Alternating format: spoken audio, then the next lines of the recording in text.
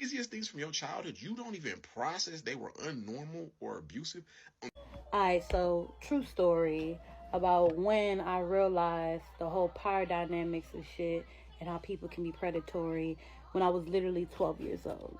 So boom, I'm in Louisiana during the summertime. I'm going to the Boys and Girls Club, and one of our counselors, I don't even care, it is what it is. His name was Eli, and I had heard, I was 12, yeah, and I had heard him, you know, like telling all the other girls, or telling a few girls like how fine they were and sexy they were and this and that and the third. Mind you, we are 12 and 13 group, like 12 and 13 year olds, and he was like 16, almost 17 at the time. He was our counselor.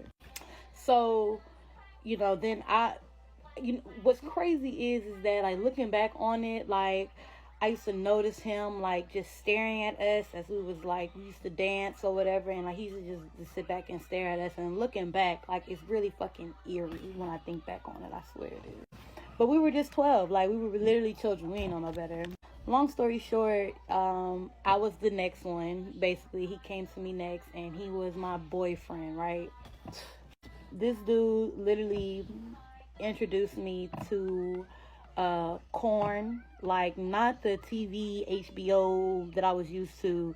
He told me about, like, he sent me videos, websites, like, honestly, like, I got addicted to Corn at 12 years old because of this dude, like. And so when my mom found out, you know, she told my dad, and all of the type of BS happened. But it wasn't until then when I got in trouble for talking to who in my mind was my boyfriend, you know, where they were like, where I really started to see, like, this shit is wrong. Like, you know what I'm saying? What was wrong about it? So the next year I was 13, and I was in the 8th grade, and I had a friend whose name was Destiny as well.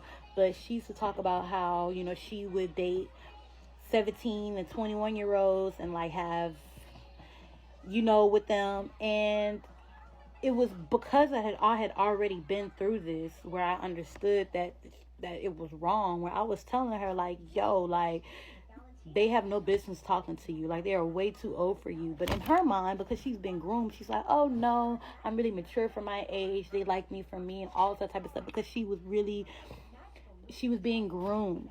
But it wasn't until, like, I had also been groomed and then had a realization, because I got in trouble, that I understood that it was really BS. You know what I'm saying? To the point where, like, I remember being 15 and people who were like 24, 27 used to be in my inbox, like on Facebook, like calling me beautiful and everything. And it would give me the creeps, because I'm just like, you're way too old for this. You're way too old for me. But it wasn't until I was a victim of it myself. You get what I'm saying? And, like, I'm just so grateful, like, how things kind of aligned with it, because, like, I could have really been taken advantage of in a different type of way had I been alone with these men, creeps, and all this other type of stuff. Like, there's a lot of things I think about. I remember one time I was 13 and I was over by one of my teammates' house, and her stepdad was, like, low-key, like, trying to be like, hey, well, what would you do if I give you an ice cream cone? Like, what would you do for me? I was 13 and I was telling him, I was like, you are a grown-ass man. What are you talking about? So that, y'all go back and watch this video. Everything he says, like, watch this video. But I just had to say something, because honestly, a lot of times, like, you don't know until you fucking know.